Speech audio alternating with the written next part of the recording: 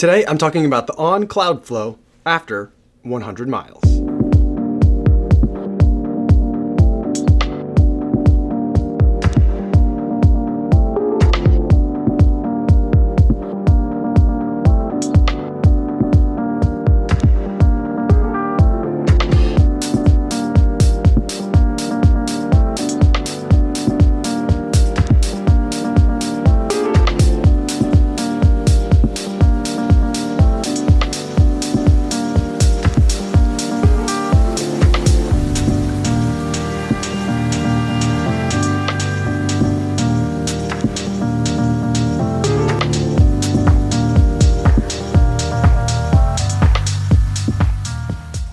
.00 miles, 9 minutes, 37 seconds per mile, 144 beats per minute today, running along the lakefront in Chicago. And with today's miles getting to the 100 mile mark in the On Cloudflow. Now, this is the old generation of Cloudflow. I know that there's a new generation that just released.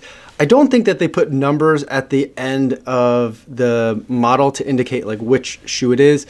If you go to the On website, it just says new generation now. There's an updated version of it. This is the older version. So I'm just going to call it the 2018 version because now there's a new version in late 2019 that was released. So I'm going to call this one the 2018 version. Now, before I get into my thoughts about this 2018 version, I am going to put some disclosures in here. This is a pair of shoes that was sent to me for the purpose of review by Roadrunner Sports.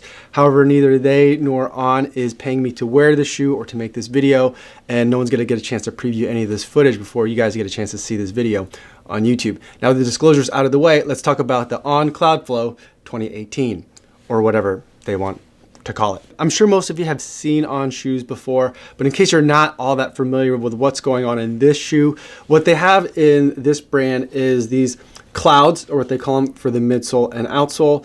And what they are these kind of half circle type shapes that are designed so that when you land on them, it absorbs your energy, and then as you're trying to toe off, it gives some of that energy back. In this shoe, they also have, if you look here down the middle, they've got like a plastic plate that's in here, kind of like a carbon fiber plate or a shank or a spring or whatever you want to call it.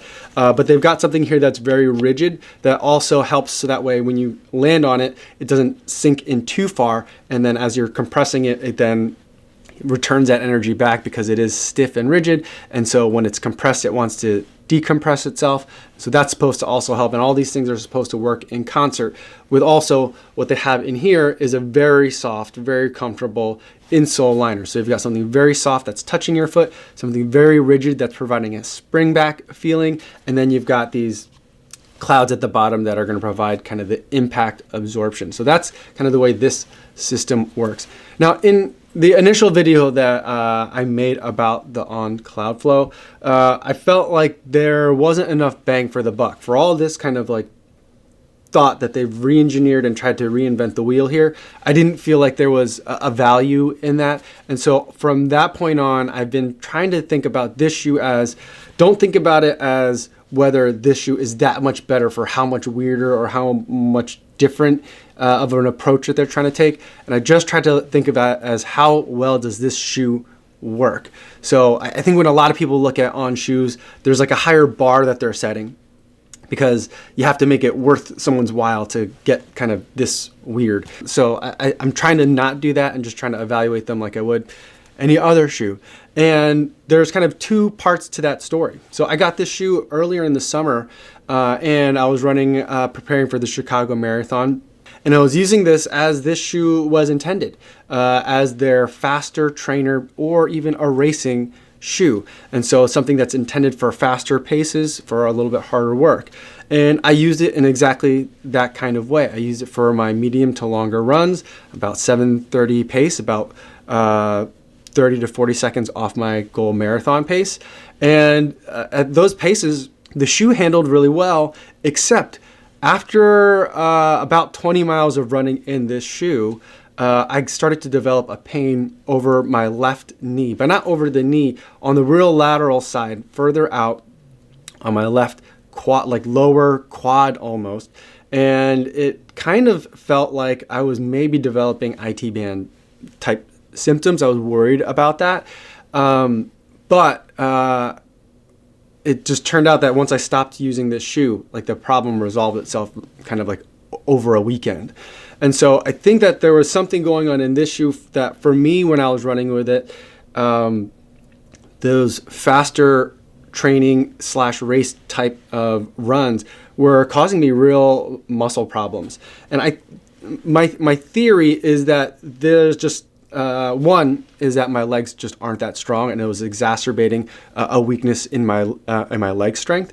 But number two, the reason why I was exacerbating that weakness in my leg strength is because there's a lot of kind of soft things that are happening in the shoe, things that are kind of like squishy and that want to like spring back. And so I feel like as I was hitting it, and you're landing only on one leg at a time, it was making that one leg do a little bit of extra work to stay either balanced or to fight, and maybe it was returning the energy at the not right moment.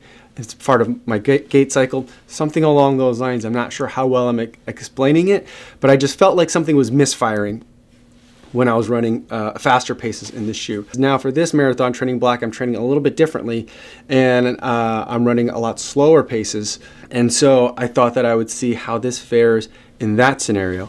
And for that scenario, things were fine. I didn't have any pain issues. I didn't have any muscle issues in my left leg with it.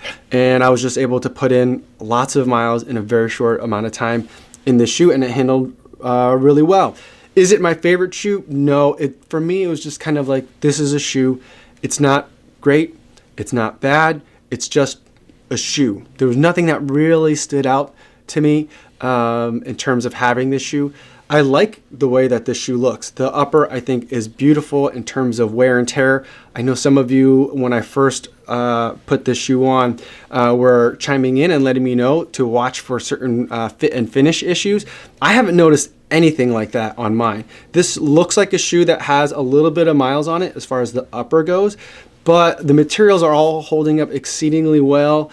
The design looks great. It's holding up to that Swiss engineering label that it has on the side, and it still looks like a fantastic shoe.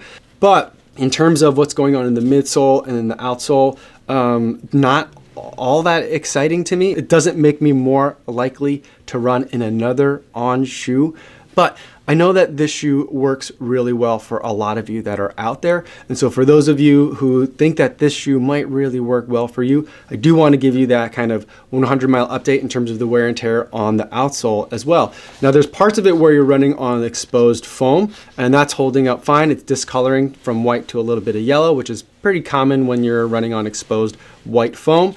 And as far as the rubber is concerned, it's holding up excellently. There's a little bit of wear in the normal spot that I tend to see wear based on my foot strike, but everywhere else the rubber's holding up really well. I'm starting to see some wear and tear, flattening of the rubber up here, but still I can see plenty of groove marks in there.